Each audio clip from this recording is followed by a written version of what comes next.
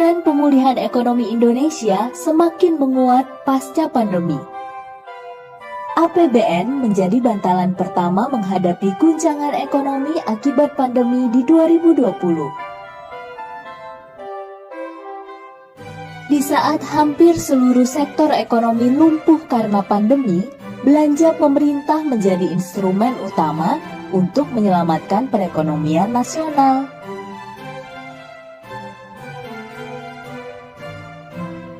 Alhasil, kontraksi ekonomi pada 2020 bisa ditahan di level minus 2,1%. APBN tetap fleksibel dan responsif memperkuat pemulihan ekonomi. Dukungan APBN menstimulus perekonomian efektif membawa ekonomi Indonesia tumbuh positif 3,7% di 2021. Di tengah momentum pemulihan ekonomi, tensi geopolitik di awal 2022 menimbulkan pergeseran risiko dari pandemi ke gejolak global, seperti melonjaknya harga komoditas, naiknya inflasi dan tingkat suku bunga, hingga pengetatan likuiditas.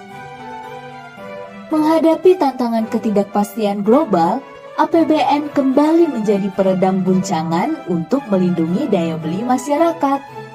Ekonomi Indonesia pun semakin menguat di level 5,3% pada 2022, diikuti semakin sehatnya APBN dengan defisit yang bisa lebih cepat kembali ke bawah level 3%.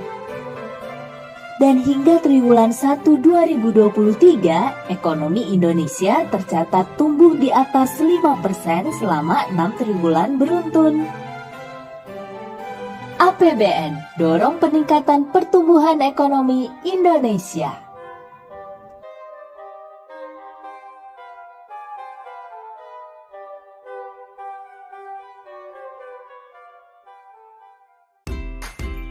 Halo semuanya, perkenalkan aku Wulandari. Hari ini aku akan membahas mengenai materi anggaran pendapatan dan belanja negara.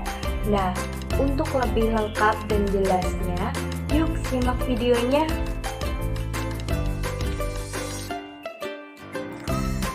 Nah, yang pertama kita akan membahas mengenai pengertian APBN secara umum.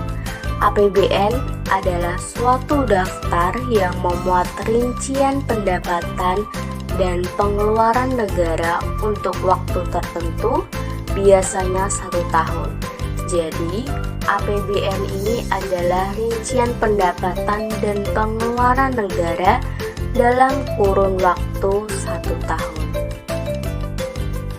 Selanjutnya, kita akan membahas tentang fungsi-fungsi APBN.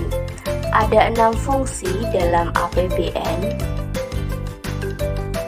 Yang pertama, ada fungsi otorisasi, di mana fungsi ini sebagai dasar hukum untuk melakukan pengeluaran negara.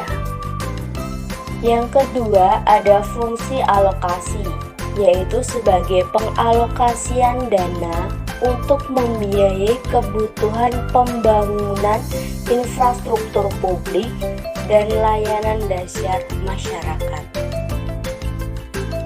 Yang ketiga, ada fungsi distribusi, di mana fungsi ini sebagai mendistribusikan sumber daya dan pendapatan negara ke berbagai kelompok masyarakat dan wilayah.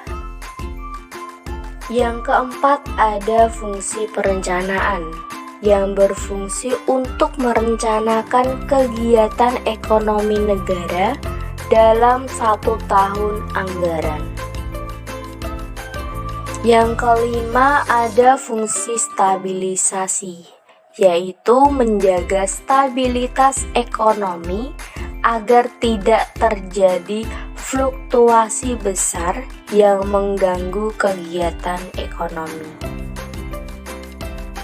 Dan yang keenam, ada fungsi pengawasan, yaitu memantau dan mengevaluasi penggunaan anggaran agar sesuai dengan rencana yang telah disusun. Selanjutnya mengenai tujuan penyusunan APBN, yaitu sebagai pedoman penerimaan dan pengeluaran negara dalam melaksanakan tugas kenegaraan untuk meningkatkan produksi, memberi kesempatan kerja, dan menumbuhkan perekonomian untuk mencapai kemakmuran masyarakat. Adapun sumber-sumber penerimaan negara, yang pertama ada penerimaan perpajakan yang meliputi PPh, PPN, PBB, BPHTB, cukai bea masuk dan pajak atau pungutan motor. Yang kedua ada penerimaan negara bukan pajak yang meliputi sumber daya alam yang berupa penerimaan migas dan non-migas, laba BUMN, surplus, BI, dan PNBP. Yang terakhir ada penerimaan hibah yang meliputi penerimaan negara yang berasal dari sumbangan swasta, masyarakat, organisasi, atau perusahaan dalam negeri atau luar negeri. Selanjutnya mengenai mekanisme penyusunan APBN. Mungkin bisa dilihat pada gambar di mana susunan pertama dilakukan oleh pemerintah, yaitu presiden, untuk menyusun RAPBN dalam bentuk nota keuangan, kemudian diajukan kepada DPR, kemudian RAPBN ini disidangkan. Nah, apakah RAPBN ini ditolak atau diterima? Ketika ditolak, maka menggunakan APBN tahun lalu. Ketika diterima, maka menggunakan APBN yang disusun sekarang. Kemudian dikembalikan untuk dilaksanakan sesuai dengan keputusan Presiden tentang pelaksanaan APBN. Adapun pengaruh APBN terhadap perekonomian, di mana dengan APBN dapat diketahui arah, tujuan, serta prioritas pembangunan yang akan dan sedang dilaksanakan.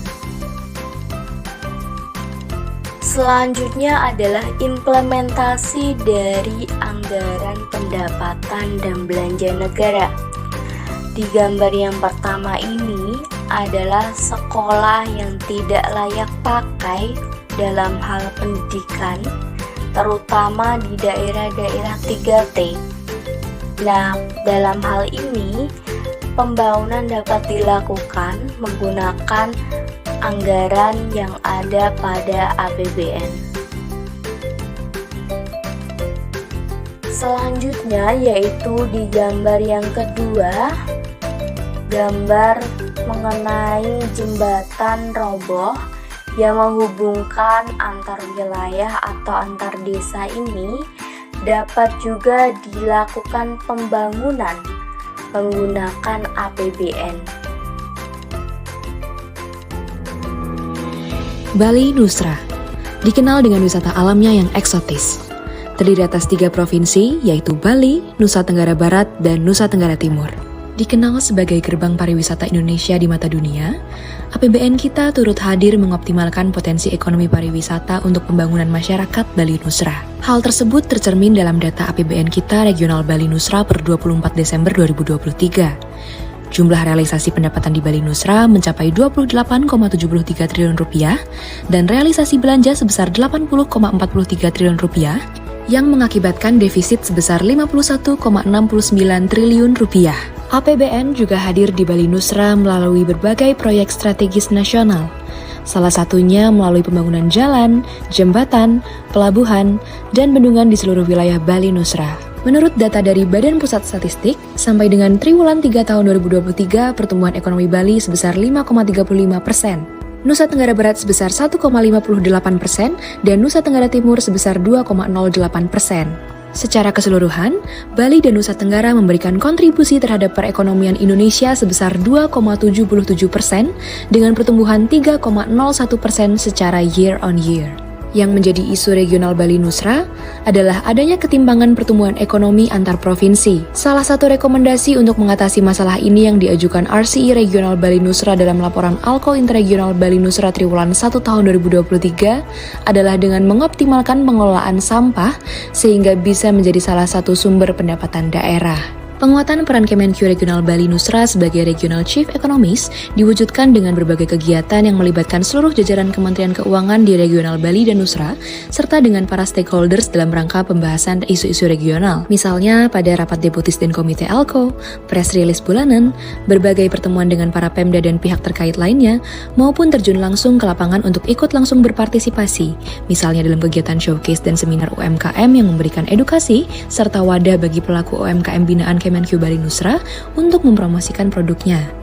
Atau dengan kegiatan pendampingan UMKM lainnya, berupa penyuluhan dan monitoring evaluasi bagi para pelaku UMKM penerima program pemerintah terkait UMKM. Perekonomian Bali Nusra mulai membaik, dan bisa dikatakan berangsur kembali seperti di masa sebelum pandemi COVID-19 melanda. Akan tetapi, hal ini tak membuat kita lengah. Potensi di sektor-sektor yang selama ini belum terjamah mulai dikembangkan. Misalnya mulai mengelola sampah dengan teknologi pada program Zero Waste Management. Beberapa skema pengolahan sampah dengan mempertimbangkan cost and benefit dari berbagai aspek menunjukkan jika waste management terintegrasi memiliki rasio tertinggi dibandingkan dengan sebatas TPA saja. Namun juga jika program ini terimplementasi dengan baik, dapat menghasilkan berbagai manfaat antara lain penciptaan lapangan kerja, akumulasi upah, peningkatan pajak daerah, sampai dengan pembangunan yang hijau dan berkelanjutan sehingga dapat membuka berbagai sumber-sumber pertumbuhan ekonomi baru di Bali Nusra.